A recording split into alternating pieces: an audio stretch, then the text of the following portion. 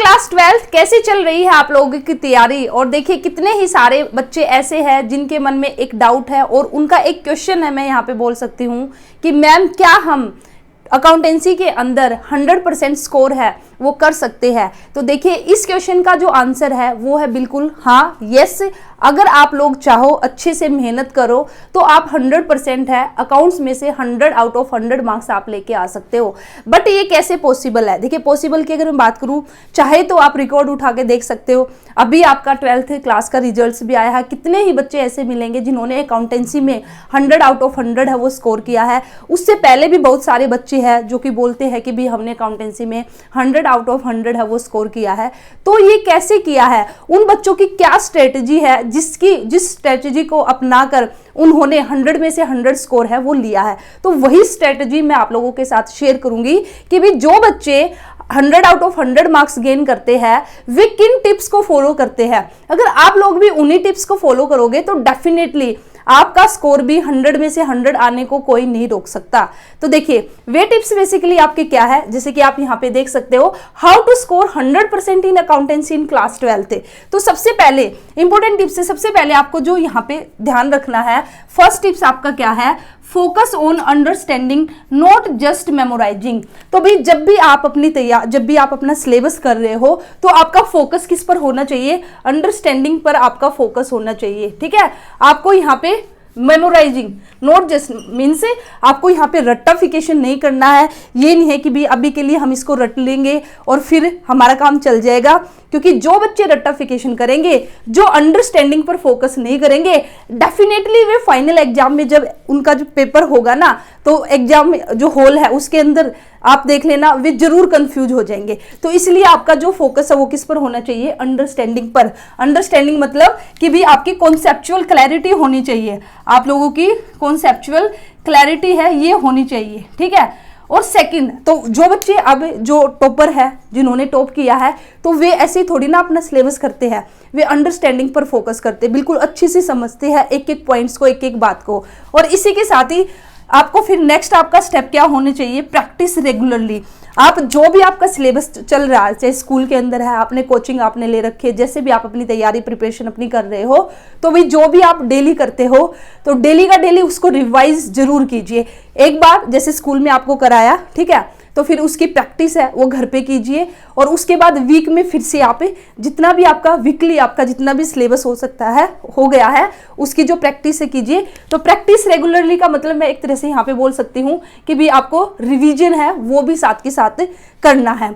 उसके बाद don't hesitate to ask your teachers for help when needed. ठीक है, जब भी अगर आपको जरूरत लगे, जब भी आपको लगे कि भी किसी क्वेश्चन में आप फंस गए हो, आपको कोई डाउट आ गया है, तो भी आपको बिल्कुल भी यहाँ पे हेजिटेशन नहीं करना है। अगर आपको लगता है कि मुझे अपने टीचर से पूछना चाहिए तो अपने टीचर से पूछिए, या फिर आपको लगता है कि भी मेरी इस प्रॉब्लम का सोल्यूशन तो मेरा फ्रेंड भी कर देगा, तो आप अपनी फ्रेंड की भी हेल्प ले सकते हो। तो हेजिटेशन आपको नहीं करना। कितने ही बच्चे ऐसे हैं जो कि मैंने पर्सनली नोट किया है कि अगर कोई डाउट उनका आया तो वे सोचते हैं कि भी टीचर क्या सोचेगा, अगर मैं ये डाउट पूछूंगा तो टीचर ये सोचेगा यार इसको ये छोटा सा भी नहीं पता, ठीक है, बच्चे मेरे ऊपर हंसेंगे, या फिर मेरे फ्रेंड्स हैं वो क्या सोचेंगे, अरे यार इसको तो ये छोटी सी बात का भी नहीं पता।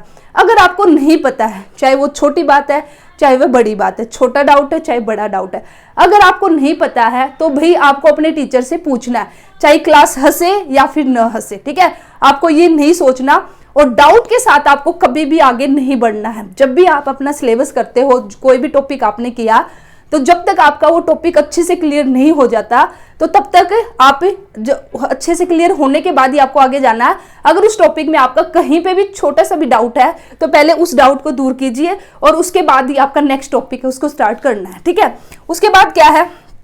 Maintain the neat notes and study schedule. आपको अपने नोट्स प्रिपेयर करने हैं, कोशिश कीजिए अपने हाथ से खुद से आप अपने नोट्स है बनाए, और इसी के साथ ही अपना एक स्टडी शेड्यूल है वो बना के चलिए कि भी हाँ मुझे आज इतना करना है, ये मेरा टाइमिंग रहेगा, ये मेरा पढ़ने का टाइमिंग है, ठीक है, ये मेरा खेलने का टाइम है, ये मेरा दोस्तों से बात करने का टाइम है।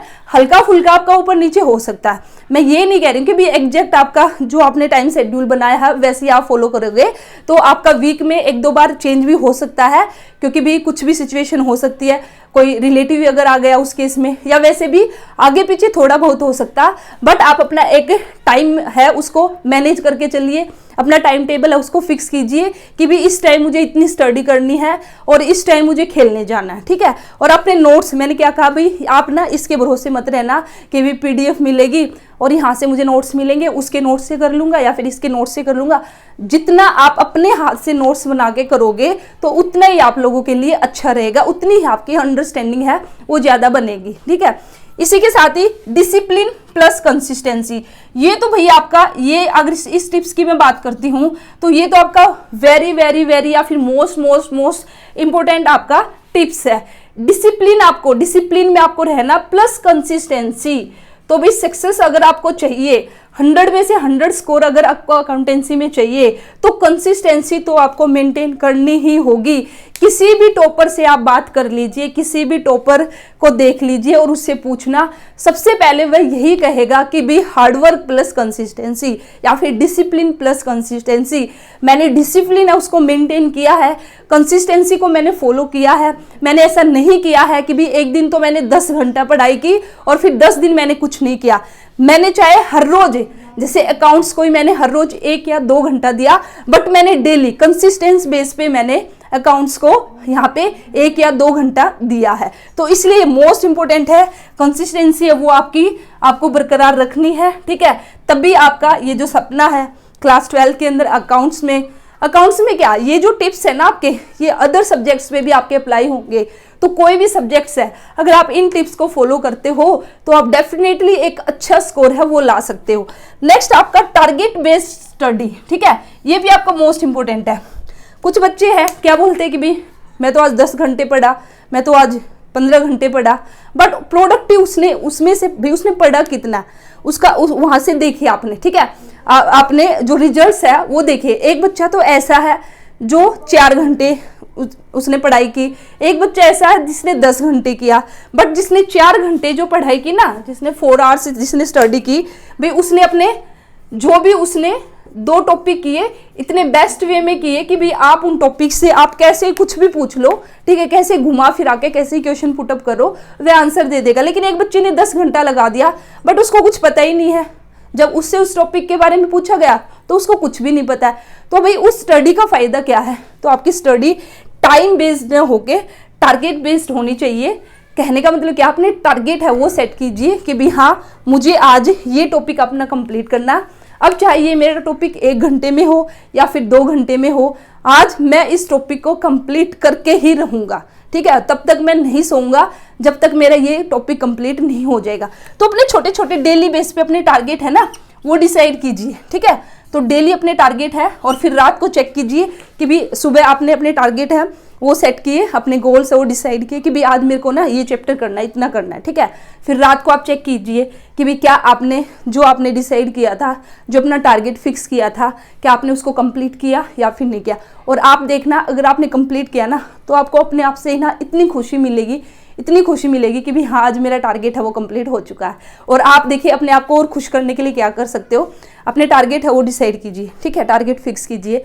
और अगर आप अपने टारगेट अचीव करते हैं तो फिर आप खुद को रिवॉर्ड भी दीजिए। रिवॉर्ड इन द सेंस से आप बोल सकते हो कि भी हाँ अगर मैंने ये टारगेट कंप्लीट कर लिया तो फिर मैं एक मूवी देख सकता हूँ, ठीक है, इस तरह से कैसे भी, या फिर अपने फ्रेंड्स के साथ मैं वहाँ पे जा सकता हूँ। और इसी के साथ ही अगर अपना टारगेट आप अचीव नहीं करते हो तो फिर खुद को पनिशमेंट भी दीजिए कि भी अब मैं फ़ोन नहीं उठाऊंगा 2 घंटे क्योंकि मैंने अपना टारगेट उसको अचीव नहीं किया। तो इसलिए भी आपको टारगेट बेस्ड स्टडी करनी है। तो ये मैंने यहाँ पे कुछ टिप्स लिखे हैं जैसे कि आप लोगों ने देख लिया।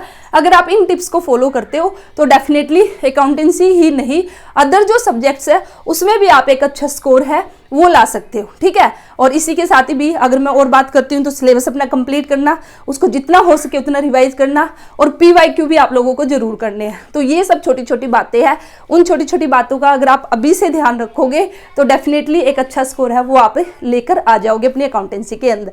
तो यही आज आप लोगों के साथ शेयर करना था, क्योंकि कई सारे बच्चे जिन्होंने पर्सनली भी पूछा है कि भी मैम क्या हम अकाउंटेंसी के अंदर 100% स्कोर ला सकते हैं, अगर ला सकते हैं तो हम कैसे लाए। तो इसलिए मुझे लगा कि एक वीडियो के थ्रू आप सभी को बताया जाए। उम्मीद करती हूँ ये वीडियो आपको अच्छी लगी होगी। तो वीडियो को लाइक करना, चैनल को सब्सक्राइब करना, और कोई भी आपका डाउट है किसी भी तरह का तो कमेंट सेक्शन में पूछ लेना।